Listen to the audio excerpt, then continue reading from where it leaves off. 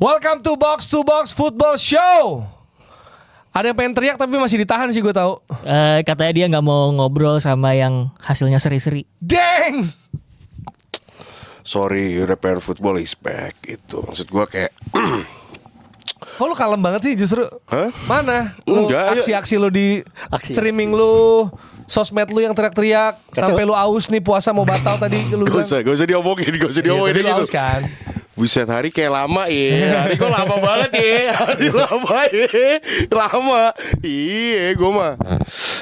Tapi European football is back gitu. Oh gitu kalau Madrid menang. Hah? Menang enggak? Ini menangnya meyakinkan loh. Ini 3-0. Ini hal biasa buat Gila nih Madrid. bacotnya. Biasa. Bilang bisa kalah dia. Padahal kemarin. Tapi kita- bener kan apa yang gue bilang, bro? El General, bro. Generale. Ferland Mendy, buset Famous dah lu itu. dong. Savinho kagak gerak, Semenyo 2 winger di kanan mati sama Mendy, buset lu bayangin tuh gila. Tapi abis itu ya itu cedera lagi. Siklusnya begitu aja terus Mendy. Udah siklusnya begitu aja terus Mendy mah. Ya, kita akan bahas Madrid lawan City dan juga ada tim bantai lain. Ini yang kita bahas yang selisih 3 aja di episode ini ya. Jangan juga. PSG lawan Chelsea 5-2. 5-2. Atletico lawan Spurs 5-2. Harusnya bisa lebih dikit dari ini. Tapi yang pertama kita akan bahas dan teriakannya adalah Vamos! Federico! Oh my god, bro! Gue udah bilang, udahlah, udah nggak ada. Anak Don't disrespect Federico Valverde. Emang siapa sih yang nge-respect siapa dia? di Banyak. Enggak, siapa? Lu kan Banyak. bilang Kita nggak shut ada the kan fuck ya? up. Dari Gue mana? soalnya Dari suka siapa loh. Gue maksudnya? bilang sama lu di FC 26 gue beli. Iya dong. Valverde Rice. Hah? Ya beda Valverde posisi atau lah. Lu gila. Enggak, tadi belum dijawab siapa yang disrespect. Rice sama tuh siapa? Chouameni Banyak, siapa ya? banyak. Do, lu Siapa kan banyak sama tuh, Chouameni. siapa banyak? Enggak, kalau Rice lah jauh lah gila. Chouameni mah Iya apa? sesuai posisinya sama dong. Apa? Tadi dulu. Siapa yang disrespect banyak tuh Banyak. siapa? Surround me. Di sekitar Apa gua pasti banyak. bilangnya gimana? Kita Iya, banyak ada gua, ada bilang. Nabil, ada Jerry. Orang ngatain Vini, gue tahu maksudnya orang-orang banyak yang ngatain karena gayanya ya. Ini terlepas dari rasisme ya. Maksudnya Iya. sebel karena dia misalnya gayanya segala macam, itu gue udah dengar. Tapi orang sebel sama Valverde Iya, jujur gue baru kenapa? dengar sih. Ya enggak, makanya mungkin itu cuma di sekitar gua doang. Banyak Enggak, bilangnya yang apa? Bilang, mana nih Valverde gak kelihatan. Padahal kan musim ini juga main di right back. Ya kan, era transisi Sabi. Justru di right Terus- back jadi kelihatan lah malah. Jadi makin bagus padahal bagus. Tapi tetap gak disorot. Terus pada orang tuh berpacunya sama Soboslai. Ya udah, iya emang Soboslai bagus, bener. Oh berarti Tapi maksudnya fans jangan Liverpool. lupain ini orang. Fans Liverpool. Fans Liverpool berarti. Enggak ada yang bilang fans Liverpool. Tadi Iya. arahannya gue cuma membaca. Ini kalau ini fans Liverpool yang bacot ke sekitar Waldo, gue kebayang siapa sih. Gue tahu siapa sih. Pasti yang sering ketemu dia dan ngonten bareng dia kan. Kagak. Kalau itu kan dia bercanda-bercanda doang. Gua tuh tadi ini jam 3.45 itu tiba-tiba ada voice note nih. Oke. 345. Who the fuck Steven Gerrard? Gak ada. Nih, dengerin dulu ya. I don't give a fuck, bro. I don't give a fuck who the fuck Steven Gerrard. Gak ada. Gua gak peduli. Federico Valverde, motherfucker. Vamos. Enggak Bandingin sama Gerrard loh. Ya itu AI. Gerard Apa ya? tuh. Gila nih orangnya. Udah tuh gila menurut gue. Gerard. Lu nyebut Gerard. Berarti Fede, Liverpool. lebih bagus dari Berarti Gerrard. Liverpool. Berarti Liverpool. Ada masalah sama Fede pendukung lebih Liverpool. bagus dari Steven Gerrard Dia menurut lo. nyebut Gerard. Hah? Ya. Berarti ada masalah sama pendukung Liverpool benar berarti. Wah sakit. Sakit. Federico Valverde Dibanding Steven Gerrard. right now. Iya, Ya nggak, maksudnya Right udah now mah prime-nya aja. Gerrard mah Prime-nya udah nggak ceilingnya. bisa main sekarang. Jadi pelatih Gerrard. Iya, Tapi juga- benar juga Nah, ya. lu udah terlalu aneh. Sun. Nggak mungkin. Gak mungkin. Sun Ji Hai. Lu mau band to band apa deh? Gerrard sama Valverde. Enggak. Lu mau band to band apa? Mau bahas apa soal skill individunya atau apanya? Oke. Gitu. Valverde cuma gak bisa kepleset doang. Enggak gini. Orang yang melemparkan take, orang yang mengambil kesimpulan, itu orang yang harus menjelaskan. Menjelaskan. Bukan kami yang harus menguji. Iya. Gitu. Ya Ya maksudnya udah, kenapa gue jelas. harus belain Gerrard? Lu kan Iya. cuma mempertanyakan. Iya. Mempertanyakan. Enggak, Ya udah. maksud gua, lu sampai kesimpulan tersebut tuh bagaimana gitu loh. Kan Apa lu Enggak, kayak enggak. delapan, Iya. soalnya Gerrard. Karena menurut bukan. Gue sebenarnya bukan di suspek Gerrard. Maksudnya tuh karena gini, ini apa sih laler dari tadi buset deh. Sebenarnya artinya tuh kayak dari pekan lalu deh. Pekan lalu Nggak masih ada mandi ya. kali, nggak mandi lu. Gak mandi dari mana gue? Banyak makanan soalnya di sini gara-gara ngayun. Oh iya. Iya guys, jangan lupa saksikan ngayun ya guys. ya udah Oh, jelasin. iya apa enggak maksudnya kan Dulu kan Valverde dibilang nih the next Steven Gerrard, tendangannya gini-gini segala rupa. Tapi menurut gua ya secara atribut mungkin lebih komplit Valverde menurut gua. Oh iya. Ya right back, right midfielder, dia bisa jadi center midfield, dia bisa center defense juga gitu. Tapi itu bukan. Mungkin menurut gua satu hal yang mungkin Valverde masih kalah sama Gerrard menurut gua ya visionnya. Dipukul gua aja. Salah. Wah. Ya, tapi visionnya menurut gua oke lah. Gua akuin Gerrard masih di atas Valverde karena Valverde menurut gua emang kurangnya visionnya. Cuman kalau determinasi, shooting, versatility ya gue harus akuin Gerrard. Tapi underrated ya menurut Valverde. iya gak sih? Gak banyak orang misalnya fans Madrid Valverde gitu. Kayaknya jarang gue denger. Pasti orang tuh Benzema, Vini, Bellingham semua gitu. Mbappe. Jarang yang gue Valverde sih menurut gue pemain paling penting atau pemain yang bisa mengubah gitu. Gue bentar, kalau misalnya gue bilang kurang dikasih shoutout Apresiasi. kali ya, itu termasuk underrated juga kali ya. Underappreciate. Underappreciate ya. Menurut gue sih underappreciate Valverde karena apa ya? Menurut gue sih dia sih tipikal midfielder yang emang mau dipasang mana aja dia masih mau main gitu. Even di right back dia juga sempat struggle awal-awal tapi pada akhirnya dia nemuin ritmenya lagi. Cuman ya menurut gue sih only underappreciate aja gitu. Cuman gila itu gue nggak ada di pikiran gue Valverde itu hat-trick karena gue udah ngomong di episode sebelumnya kan gue udah ngomong Madrid bisa apa dengan penyerang kayak gini gitu loh. Bahkan Mbappe aja ngerayain di tribun gitu loh. Iya dan lu lihat gol ke 1 dan ke-3 itu tuh gol insting striker man. Dia tuh nyari Iya, gocek kiper. Dia nyari gitu loh. Cutting. Dia Gol nyari ketiga. gol ketiga sih yang lebih menurut gua tuh dia tuh di depan kotak penalti. Si Ibrahim dia sama si Pitarci kan pemain muda tuh lagi di ngedistract 4 atau 3 pemain City di situ. Valverde tuh ngelihat di depan gua ada space kosong, dia langsung lari ke sana gitu loh dan menurut gua itu instingnya gila banget gitu. Maksud gua dipunyain seorang midfielder bahkan Itu gitu yang loh. dikena di juggling depan muka tuh gay ya? Gue menyapa. Gue Gue hai. Ya, dikasih juggling depan muka Gue itu. hai, gila. Gitu, gila. Halo gue hai, gue Fede Valverde gue bilang gitu gue. Gila itu. Dan Gila. juga udah rumah 3 kali. Itu something yang gila juga menurut gue. Something Yang else. sama dan ini hat-trick pertama sepanjang karir juga.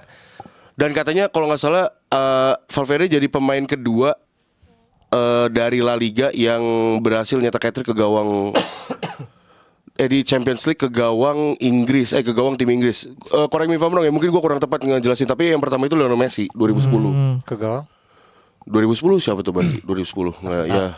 Nggak tahu ya, nggak ingat gue. Pakai Tapi gini Dex, kita ngeliat nih misalnya Valverde ya. Ini kan adalah representasi dari bagaimana Madrid mengalahkan City. Iya. Atau yang kalau secara ekstrimnya apakah Arbeloa meng-outsmart Pep Guardiola gitu pada bilang gitu walaupun kayaknya enggak ya, kayaknya individual brilliance gitu kalau yang gue lihat. Cuma itu merupakan gambaran lah ya gimana sebenarnya City lebih dominan ya terutama dari awal laga. Madrid cetak golnya juga dari situasi yang enggak seberbahaya itu sebenarnya.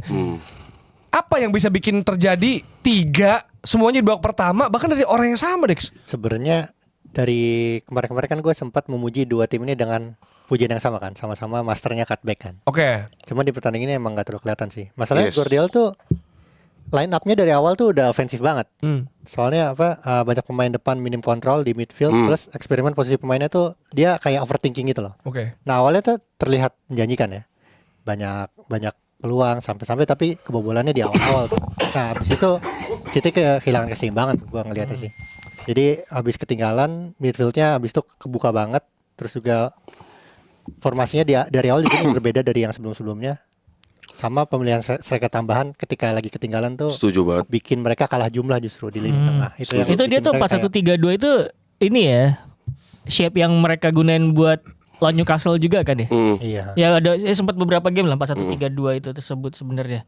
Cuman yang menurut gua apa ya biar kita tuh nggak menyebut Madrid tuh total beruntung atau total individual brilliance tuh sebenarnya pastinya ada rencana lah, nggak mungkin nggak ada rencana tiba-tiba jadi 3-0 bahkan bisa 4-0 tuh kalau penaltinya apa namanya masuk si Vini. Arbeloa outsmart Guardiola. Kalau rhyme tuh. Tapi gini loh, kalau outsmart itu kan bukan berarti harus sesuatu yang wah atau Iya, sophisticated. Kadang-kadang sesuatu tweak simple tuh bisa.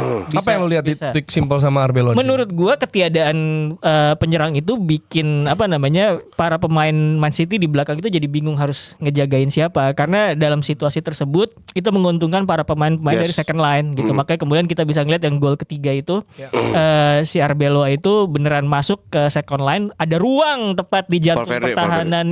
Valverde masuk itu ada ruang di jantung pertahanan City.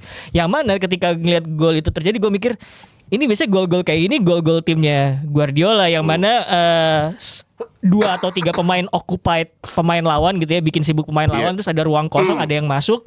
Itu biasanya tim-timnya Guardiola tuh yang kayak gitu. Ini malah timnya Arbeloa di Real Madrid gitu. Dan gue pikir sih dengan ketiadaan penyerang itu, yang mana Brahim Diaz jadi ke tengah, terus kemudian Vini itu ke pinggir gitu ya. Pemain-pemain kayak Guler di kiri sama si siapa namanya Valverde di kanan itu jadi gampang masuk buat nusuk gitu. Dan gue tuh ada satu gol Valverde itu yang pertama yang dari ini ya, dari Courtois dari belakang itu. Itu gue pengen menggarisbawahi posisi Valverde nerima bola. Biasanya kalau pemain sayap nerima bola itu untuk progres kan dia itu either ngadep belakang, nyamperin bola, atau ngadep depan gitu kan. Tapi ini dia ngadep samping, yang mana ketika bola datang ke arah dia bisa langsung motong masuk ke dalam, yang mana itu bakal susah banget buat dihentiin sama back. Either lu dilanggar atau backnya jadi malah ngebiarin karena lu harus cutting ke dalam. Dan sebenarnya pergerakan kayak gitu itu sering gue lihat di pemainnya Jerry, Bukayo Saka. Cukup sering tuh dia kan diajarin sama Arteta gitu, kalau nerima bola jangan ke belakang atau ngadep depan, tapi ngadep samping. Jadi ketika lu nerima bola lu langsung bisa cutting ke dalam gitu. Itu bakal susah banget buat buat dihalau sama lawan gitu. Dan menurut gue itu adalah sebuah movement yang pintar gitu. Apalagi ketika itu Valverde ada di garis terakhir pertahanannya City, karena setelah motong itu udah nggak ada lagi pemain langsung berhadapan sama Donnarumma gitu. Jadi menurut gue itu sesuatu yang simple tapi mematikan gitu. Jadi hal-hal outsmart yang tadi kita bahas itu bukan sesuatu yang harus wah gimana, tapi yang simple, ada lu bisa ngeliat celah kecil apapun tuh menurut gue udah masuk outsmart sih. Nah, dan banyak juga yang bilang bahwa celah yang coba dimanfaatkan atau dieksploitasi oleh Arbeloa dan Madrid itu adalah celah-celah yang dilakukan sendiri oleh Guardiola. Karena ini ada keputusan-keputusan yang gue nggak tahu ini berani atau blunder, karena main 2 striker, maksudnya 2 di depan gitu ya. Kita tahu itu juga sempat dilakukan juga. Pernah ada Semenyo juga di sana. Pernah ada Marmus juga di sana gitu kan. Dan works kok. Dan works, bahkan tanpa Haaland juga itu works gitu di beberapa game ya gitu. Cuman terjadi single pivot, jadinya Rodri di situ. Tapi kalau gue lihat ini ada 3 winger dimainkan bersamaan. Walaupun Semenyo akhirnya mungkin menemani Hal di depan, tapi kan bagaimanapun Semenyo, Savinho, Doku kayaknya sih winger rada janggal nih kalau misalnya main bareng. Nah, ini formasi atau line up yang sangat ofensif, minim kontrol di tengah. Tadi gue bilang apalagi Bernardo Silva bisa ada di mana-mana dan Rodri jadi single pivot. Padahal battle midfieldnya Pitarch. Wah gila Pitarch bro, sumpah lu. Maksudnya kan maksudnya gini, kayak gue gak tau, gue nonton Madrid tapi gue gak expect aja gitu dia menemani Tchouaméni dan dia bisa mengimbangi lah gitu bisa dibilang untuk lini tengah City, yang mana kita tahu biasanya Guardiola tengahnya sih solid ya. Iya gitu. sebenarnya tapi terbuka banget di game ini. Sebenarnya sih perkara ini aja, gue akan selalu kalau ngeliat midfield battle gitu gue akan mengacu ke Jose Mourinho zaman dia baru datang. Dia mainin 3. Kenapa lo mainin 3 di tengah? Ya karena zaman itu tim-tim Premier League mainin 2 di tengah, gue jadi unggul jumlah gitu. Sekarang lo mainin Pitar sama si Tchouaméni, sementara City tuh main single pivot, Rodri sendirian gitu. Jadi secara otomatis sudah unggul jumlah 2 lawan 1 sih sebenarnya di midfield ya. Karena expect Pitar segitunya. Ya itu menurut gua pasti ada lah Madrid is Madrid, King of UCL. Benar, tapi maksud gua gini, ada faktor-faktor tuh yang saling melengkapi gitu loh menurut gua. Pemain bagus iya jelas gitu. Cuman kalau pemain bagus lu paksa Rodri, pemain bagus lu paksa hand battle sendirian juga. Kalau lawan 3 orang bisa kerepotan gitu istilahnya. Not bad ya. Sebenarnya sebelum not bad lah Rodri kan. Cuman susah aja sendirian. Makanya gue pikir numerical advantage di tengah itu penting. 2 lawan 1 Pitar, Tchouaméni lawan Rodri itu penting. Apalagi di depan lu punyanya Savinho, siapa lagi tuh? Doku di kiri, Semenyo di depan gitu kan. Haaland gak kelihatan. Iya mungkin niatnya Guardiola adalah untuk supaya mencapai fluiditas di lini depan gitu kan. Lu punya 1 pivot udah cukup, lu ada yang nge-backup 4 depan, oke kita fluid segala macem. Tapi ketika lu tidak dapat kontrol di lini tengah, ternyata itu sulit untuk dilakukan sebenarnya. Apalagi lawan lu memilih untuk jalur direct gitu, langsung ke depan, manfaatin momen, efektivitas jadi gitu ya. 2-0 tiba-tiba udah 3-0. apa yang mau gue harapin, gimana cara gue gaining control dari 3-0 ini gitu. Jadi start bagus Madrid itu cukup memukul City juga kalau menurut gue gitu. Sebelum golnya ya, gue ngerti sih cara mikirnya Guardiola. Nah, ini gue penasaran. Kan ini kan di kandang Real Madrid kan, dia nggak akan mau megang lini tengah. Yang gue kepikiran tadinya ya sebelum kebobolan cepat yang Bas galanya. Jadi ya udah gue mainin di depan aja nih banyak nih, di tengah satu aja. Gue akan bypass, gue akan transisi terus cutback seperti biasa.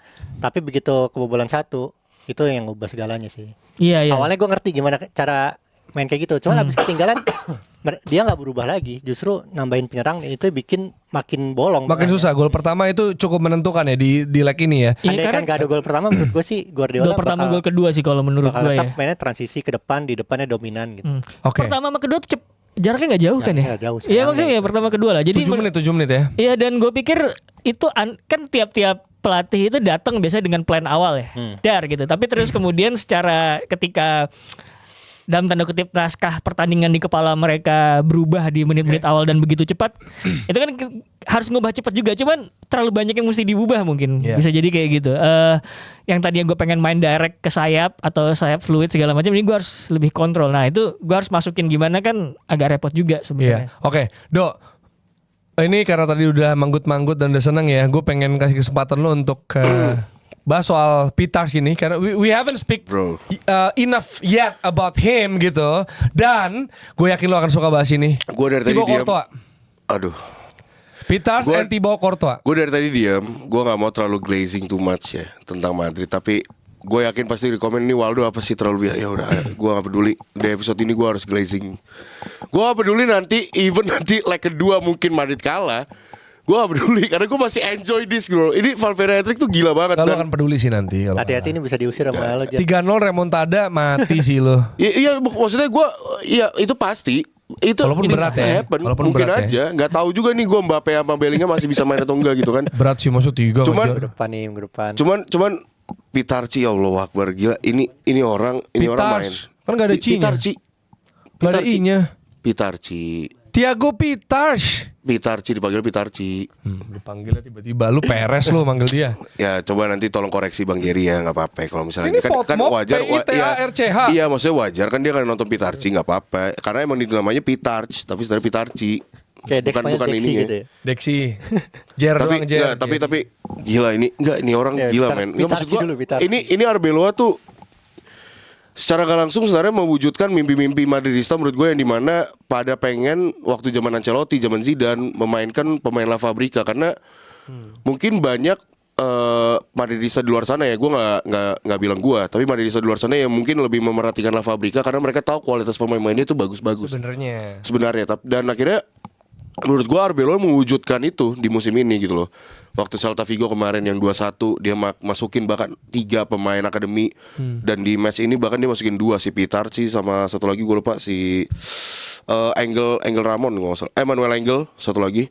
Tapi gila ini Pitarch ini gue nggak pernah ngelihat pemain umur 18 tahun lu di tengah Toto sama City yang dimana depan lu ada Rodri, ada Bernardo Silva, agresif men. Agresif, pressingnya agresif gitu. Gak grogi ya? Gak grogi, dapat bola terima. Walaupun ada satu blunder dia yang di depan Courtois ya. Depan Courtois dia blunder, dia ngakuin dia salah. Tapi habis itu pemain-pemain seniornya tuh pada bilang ya udah nggak apa-apa, gak apa, semangat si Rudiger sama si Tchouaméni. Tapi ini orang progresi bolanya bagus, pressingnya bagus, defense zone-nya juga rapih banget. Ini umur 18 tahun tapi kayak seakan-akan gue udah biasa main di sini gitu loh. Kayak ini gua nggak ini, lu coba nonton aja deh. Lu coba nonton, lu bisa ngelihat sendiri permainan ini gimana gitu. Menurut gua banyak yang bilang the next Pedri, menurut gua enggak, itu terlalu jauh. Pedri itu terlalu bagus. Enggak, ini menurut gua ini bukan the next Pedri. Ini bakal, ya kita belum lihat se-full potensialnya dia itu gimana gitu. Itu central midfielder dia. Yes, central midfielder. Tapi emang di akademi dia katanya bagusnya tuh visionnya, balance midfieldnya, progresi bolanya. Kalau Bellingham sembuh sih nggak main juga dia kan? Enggak, dia kan midfielder tengah. Tetap pakai yang Bellingham enggak siapa? CM. Berarti ya oke, yang enggak mungkin Guler mungkin. Mungkin Guler tuh masalahnya. Guler bisa di kiri kan? Enggak juga. winger walaupun nanti pada akhirnya dia main ke tengah-tengah juga. Bisa jadi pemain-pemain kayak ini ya sebenarnya kayak Redondo Makelele gitu ya kalau di Real Madrid dulu ya. Iya. Yang namanya gelandang tengah yang punya visi. Kan si Makelele itu disebutnya pekerja keras doang, seolah-olah dia cuma fisik doang, padahal enggak juga. Ya, padahal punya Gitu. visi itu ya makanya role ya. Makanya ini Vitarci nih sumpah bagus banget dan menurut gue apa yang Arbeloa lakuin so far untuk akademi, manggil pemain-pemain akademi, ya gue respect banget sama dia. Di samping dia nggak punya taktikal, gue respect banget. Tapi ada satu hal yang harus kita bahas. Menurut gue ini di Twitter panas banget. Karena dia jadi kiper dengan assist terbanyak di Champions League. Wow. 3 assist di Champions League. Nomor 2 itu Oliver Kahn, sama satu lagi gue lupa kiper Spanyol gitu. Oke Dok, satu kalimat buat Thibaut Courtois. Kalimat tuh bisa panjang. Kalimat berarti bisa panjang ya. Menurut gua Thibaut Courtois salah satu kiper terbaik sepanjang masa Real Madrid. Gak pakai bahasa yang lebih berlebihan lagi. Messinya. Oh, itu kan atletik, gua gak kayak atletik. Jadi guys, jadi gini, ini agak OT dikit ya. Bukan OT, apa ya bilangnya? Ya pokoknya gitu lah. Dulu Bang Dex tuh pernah bilang ke gua, "Dok, nih lumayan nih bahasan buat Madridist Talk lu gitu." Pas gue baca, judulnya tuh lumayan bikin gue, wow, berani banget nih orang nih atletik. Judulnya adalah Thibaut Courtois adalah Lionel Messi-nya goalkeeper. Di saat waktu itu Alisson, Ederson lagi ini, Donnarumma, menurut gue tuh kayak, gini ini berani banget. Tapi menurut gue kayak itu valid. Kayak itu valid deh. Konteksnya apa yang bikin dia disebut jadi Messi yang Iya, goalkeeper? maksudnya GOAT, greatest of all time. Oh jadi goatnya greatest of all Messi time. bukan Ronaldo buat lu? Nggak, yang pertama kan Ronaldo. Ya udah Messi kedua. Cuma gue mikirnya kalau lu ngomongnya itu pun gue masih lebih mungkin bisa terima ya Courtois jadi misalnya Messi-nya kiper dibanding Waldo bilang Hausen Messi-nya center back. Iya. Wah, nggak bisa gue kalau Tapi gue. Hausen mainnya kemarin Kemarin doang. gue. Kemarin doang. Ya gue akuin itu berlebihan. Itu gue akuin berlebihan. Gue berlebihan. Karena Oke. gue bilang anjing nih orang juga inkonsisten kata gue. Iya. Walaupun kemarin mainnya bagus. Dia Cuman kalau duel udara tinggi lengkap ya. Soalnya siapa si badannya tinggi Hausen. tapi duel udara jelek. jelek iya, jelek. quarterback apa? Tapi kan masih ada back-back kayak Beckenbauer gitu loh yang lebih komplit. Kalau Beckenbauer ya disamain tuh lebih ini Enggak, lah. Beckenbauer gitu. memang top gue Lebay akuin. dia. Ya itu ya dari Madrid lawan City ntar kita akan lihat. Courtois udah gitu doang. Courtois disrespect banget nih. Courtois cuma Ya gitu udah doang. apa coba apa lagi? apa? Enggak, ya udah itu aja. Courtois Kalau ya, udah satu kalimat udah skipper Ya terbaik udah. Real Madrid gila kali. Kita udah sering bahas soal Courtois. Mending kita bahas yang ini bantai juga ya. mantan timnya Courtois. Nah, kita akan bahas PSG versus Chelsea. Ya. Ketika gue udah lihat hasil Madrid City 3-0, gue di babak kedua secara penuh gue menyaksikan. Gue pindah ke PSG Chelsea. Karena lebih seru. Gue kira keren nih dua-dua nih gitu. Iya, dua-dua. Atau Iya, terus iya. Joe Pedro golin juga. Iya. PSG golin juga. Walaupun bisa dibilang hampir sama semua golnya PSG sebenarnya.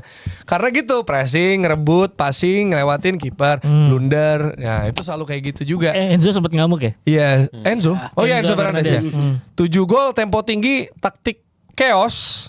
Dan ini sebenarnya kan ulangan final Club World Cup ya, yang tidak diharapkan fans Chelsea sebenarnya dari cara approach di pertandingannya, Bill. Ya, si Rosenior nih sebenarnya taktiknya bisa dibilang high risk high reward. Yang terjadi adalah ya high risk. Iya. Tapi nggak ada rewardnya. Nggak ada rewardnya. Nggak ada. Nggak ada rewardnya Di game kemarin ya? di game kemarin. Jadi permasalahannya adalah si Rosenior pertama dia bertahannya dengan cara zonal marking, bukan man to man marking. Tumben. Malah PSG yang sebaliknya man to man marking. Iya. Yang kedua adalah dia lebih direct, benar-benar ngandelin transisi. Dia kayaknya dia merasa PSG bakal kontrol pertandingan nih. Jadi dia udah berharap di transisi. Itu kenapa akhirnya dia masangnya Reece James di tengah. Betul. Dan si Enzo sebagai AMF. Jadi wingernya adalah Palmer sama Pedro Neto. Dan sebenarnya itu sukses.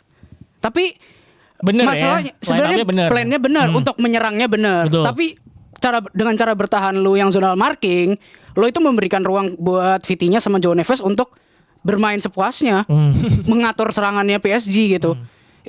Sedangkan kalau mau bandingin sama Piala Dunia antar klub yang kemarin, Maresca itu benar-benar ngunci si Vitinha. Iya. benar. João Neves malah sebenarnya Vitinha menurut gua. Dan Kalau match kemarin emang João Neves sama Vitinha ya. Nah, sebenarnya masalahnya di situ karena dia milih zonal marking dan di mana backnya Chelsea ini gue tuh udah capek sebenarnya mau bahas bahwa memang kualitasnya Sama udah aja, gitu iya, deh. gitu-gitu lagi. Jadi Sebenarnya Terutama yang ini ya, back tengah, back kiri, kiper. Iya, Iya, kombinasinya gitu Iya, ya. tuh yang Enggak, sini. Karena itu merah tuh di statistik. Kalau yang kanan ya oke lah. back Chelsea yang kelas dunia tuh cuman Kukurea sama Reece James. James. Iya, Udah itu doang. udah. Nah, lanjutin. Ya udah kalau defense tuh gua nggak tahu mau komen apa karena emang approach-nya salah lah. Sama ini mungkin gua mau nambahin adalah sebenarnya si Rossinier ini nggak belajar dari match-match sebelumnya karena kebetulan Chelsea menang terus sih atau seri. Rest defense-nya Chelsea itu bermasalah. Iya. Dan itu tuh sebenarnya udah kelihatan waktu Arsenal yang Carabao ya. Arsenal Carabao. Itu Ya, yang Carabao. yang kemarin game di Emirates juga kelihatan karena ketika Iya. end to end tanpa akhir ya ternyata keropos juga Chelsea Kropos gitu. juga. Aston Villa. Sebenarnya Aston Aston Villa Villa 4-1 juga. Iya, di iya, babak iya. pertama itu ada gol dianulir tuh si Watkins. Betul, betul. Itu rest defense yang bermasalah dan kemarin PSG 2 kali apa ya? Itu ya itu karena akibat lu main zonal marking gitu loh. Lu nggak memilih man to man akhirnya ya udah. Sering banget akhirnya si PSG juga over pemain di depan. Terakhir tuh gol terakhir tuh 2 lawan 4 apa ya? Iya. Iya. Walaupun ini gue sorry ya, ini dugaan gue ya. Kalau misalkan cara mainnya Enrique adalah rotasi pemain di lini tengah, yang mana biasanya kan Vitinha, Neves sama Fabian Ruiz itu kan bisa rotasi ya. Dan lu masang man marking sama mereka, lu bisa dikadalin gitu, lu bisa di stretch abis-abisan. Dan itu kelihatan Inter tuh juga kayaknya juga di stretch abis-abisan sama rotasi tersebut Ya. gitu kan. Sebenarnya perkara zonal markingnya mungkin tidak sepenuhnya salah, tapi personel untuk memainkan zonal marking itu kenapa bukan misalkan Caicedo sama Andre Santos gitu loh yang Iya. bisa lebih ini, Iya, benar. lebih firm. Gue kan kemarin dugaan gue adalah karena PSG pengen kontrol di lini tengah, Rossinier ada kemungkinan mainin Caicedo sama Andre Santos yang terbukti lah ini oke untuk megang kontrol di lini tengah, sementara Reece James ya udah kita kasih ke bek kanan aja gitu ya. Kan komplit gitu loh, disiplin kiri kanannya Kukurea di kiri, kanannya Reece James gitu. Nah itu ternyata tidak seperti itu gitu. Jadi probably persoalannya bukan cuma di zonal markingnya, tapi bagaimana mengeksekusi zonal markingnya itu. Kalau buat gue ya, Iya, gitu. karena kalau secara pemain atau misalnya sisi-sisi yang bisa apa ya bikin mereka bagus. Iya. Ini kan wingnya juga jalan nih, Neto, Gusto, kita exploit sisi sayap PSG. Enzo juga influential banget gitu di game kemarin gitu kan. Maksudnya ya sebenarnya Pedro juga sebenarnya golin ya, Joao Pedro, tapi dianulir gitu kan. Jadi maksudnya ini kayak Chelsea di Club World Cup gitu kan. Cuma mungkin zonal marking tadi nih ya. Yang bedain sama sebenarnya iya gak sih? sebenarnya gini, kenapa Reece James? Gue ngeliatnya kenapa Reece James yang dimainin? Karena dia butuh directness itu. Oke. Chelsea itu selalu ngelempar Oh, bola iya, di iya, belakangnya pemain PSG. Tapi pergerakan lini kedua Chelsea juga berkali-kali ngerepotin PSG sih. Iya kan. Sebenarnya babak pertama itu Chelsea sempat yang bikin chaos. Bahkan awalnya kan mungkin 15 menit, 20 menit PSG nguasain. Setelah itu Chelsea yang punya babak pertama udah. Iya. Bahkan malah komentatornya bilang, "Oh, ini Chelsea bisa comeback nih." Babak keduanya kayak tambah chaos Iya. gitu. Jadi berarti emang bener ke depannya bagus, ke belakangnya itu ya benar. Berarti kesimpulannya iya, kayak gitu. iya. Jadi zonal marking itu working untuk offense, tapi untuk defense-nya Enggak. ternyata enggak ya. Yes, Paham. dan kita tahu bahwa PSG ini pressingnya Iya. itu rapi secara kolektif ya. Betul. Terutama front three-nya. Betul. Kita lihat dan ya kita udah tahu lah Kvaratskhelia kayak gimana kualitasnya gitu dan benar-benar Diincer Man United by the way. apa? Farah tuh diincer Man United. Iya, Barcola juga, Dembele juga, bahkan Dembele kan maksudnya dia kan posisi asli sebenarnya bukan di situ gitu kan, bukan ST atau CF gitu kan, dia sebenarnya wing, kita tahu bahwa Prancis juara dunia juga, tapi ditaruh di situ jadi enak banget, cair banget gitu di lini depannya gitu ya, para pemain dari PSG bahkan ketika Berarti front six diganti itu ini cair juga. sebenarnya ya. Front six sih sebenarnya ya. Iya. Front six itu cair. Walaupun Jadi Zaire tengah Emery sama nggak depan. konsisten Itu ya, sering Zaire tuh kayak Emery. gitu. Ya Iya. apalagi lawan Chelsea yang pertahanannya juga acak adul kan. Jadi Iya. kayak udah kita manfaatin dengan kita pressing gitu. Iya, dan ada kemewahan itu maksudnya nih ya, Desiree dulu terus Dembele, Barcola, Barcola. terus kan Vitinha, Neves sama Zaire Emery. Iya. Kvara kan off the bench. Iya. Maksudnya ini cadangannya aja serem gitu. Iya. Anggap Barcola dulu tuker sama Kvara juga bisa. Bisa. Iya, intinya kan pemain-pemain mereka yang Sama gitu loh. Lu masuk Betul. lapangan, lu tahu cara pressing kolektif langsung Betul. gitu loh. Iya, Itu pemain gila yang sih. dipilih sama Enrique itu kan yang teknikal sama yang disiplin sama yang Disiplin, mau kerja keras Iya. gitu. Jadi sebenarnya fluiditas itu terlepas cair tuh ada disiplin Disiplinnya dulu. juga gitu, karena lu nggak bisa asal tuker-tuker posisi Iya. gitu, karena kalau asal ya berantakan juga gitu. Itu tuh kelihatan kan tadi lo bilang kenapa Reece James taruh di tengah supaya ada dia ngasih operan-operan kan. Direct Maksudnya, gitu, direct. dengan pressing itu PSG itu nutup semua opsi-opsi operan gitu loh. Iya sebenarnya iya. Kayak lu mau kemana lu gitu. Itu Riz James, Iya. satu gol kan ada yang salahnya Riz James tuh. Iya, ada salahnya Riz Kelamaan James. ngontrol bola. Itu maksud gue Rossinior, ini buat gue ya, menurut gue Riz James tuh kurang cocok untuk jadi gelandang di Rossinior karena bener-bener dia tuh butuhnya gelandang murni, kontrol, bener-bener pemain yang udah biasa untuk main di tengah. Betul. Riz James tuh kan karena nggak biasa, dia tuh lebih butuh waktu di mid untuk melakukan operan gitu loh kalau di midfield. Gue mau nambahin yang terkait pressing ya. Ya. Sebenarnya jadi Rossinior tuh mengganti kiper pertamanya Chelsea ke Philip. Philip Jorgensen. Karena alasannya adalah Jorgensen lebih aman untuk kalau Di pressing lawan. Itu sebenarnya itu terbukti lawan Aston Villa kemarin. Iya. Cuman di match ini Ini dia- Jorgensen itu jago di umpan tapi dia lemah di save. Sementara mungkin kalau kemarin Robert Lemah di kena Sanchez, gue mungkin Chelsea masih kalah tapi mungkin 3-2. Itu Karena apa? Shot stoppingnya lebih bagus. lu kalau lihat shot stoppingnya Jorgensen di match kemarin tuh hanya diem doang. Iya Dia sih. diem, badannya gerak. Sementara Sanchez tuh mau ngelempar badannya dia. Itu yang bedain Jorgensen sama Sanchez. Kena chip lagi. Kena chip lagi. Itu kelemahannya ini ya, agak fatal dua-duanya. Yang satu prone to error sama pressing, yang satu aman sama error sama pressing tapi shot stopping, Shot stopping. gitu. Maksudnya Onana sama Bayindir. Iya. Emang iya. Maksudnya bukan opsi, Enggak, jadi iya, harus benar, digabungkan, benar. harus digabungkan. Iya. Coba gini, bukan cuma si siapa Jorgensen yang blunder ya, tapi juga Savonov. Fonov kan. Ya kan? Savonov. Savonov di golnya Chelsea juga, karena ini juga PSG habis dari rumah, gue pikir Chevalier yang bakal jadi kiper dan terus. Chevalier kan ini ya, apa namanya, dia prone untuk crossing ya. Iya. Kelemahannya Klaim. itu ya. Ini Cuman kan Savonov kurang tuh tinggi dia. baru denger. Cuman kan gue memahami bahwa Enrique tuh ketika pengen timnya megang kontrol ya, gue butuh kiper yang gak cuman bisa shot stopping. Ya Donnarumma bagus shot stopping, tapi kan dia bukan ball playing goalkeeper, makanya kemudian dilepas gitu. Dan terbukti kemarin Donnarumma kalau nggak shot stoppingnya jago, emang pas lagi lawan Real Madrid juga agak kerepotan tuh dia untuk perkara ball playingnya segala macam gitu. Ternyata dia ex kipernya ini ya, Savonov tuh Krasnodar. Krasnodar benar. Dia Rusia dia. Baru datang juga di musim lalu, jadi bisa sekarang jadi dicoba jadi tim. Ya sebenarnya Jorgensen juga ya, sebenarnya bukan kiper utama kan, yang utama Bukan. Sanchez Ini kan. benar-benar baru diganti gitu. Dua kiper yang tidak bisa jadi kiper utama menjadi Ya, ini kiper inti, akhirnya problem. blunder. Sama seperti yang bukan kiper utama dipercaya ya kan. Tuh ngapain ya? Kinski. Aduh, kasih gimana ya? Gue ngeliat narasi di sosmed gitu ya. Ada juga yang bilang pasti abis lah ngebully, gila lu 16 menit, 17 menit apa 15 menit ya. Udah dijebol 3 gitu kan. Ya Donnarumma juga jebol 3 tapi kan gak 15 menit gitu. Iya. Ini tapi di sisi lain ada juga pembelanya bahwa gila dengan mengganti ini pemain, tandanya lu membunuh karirnya.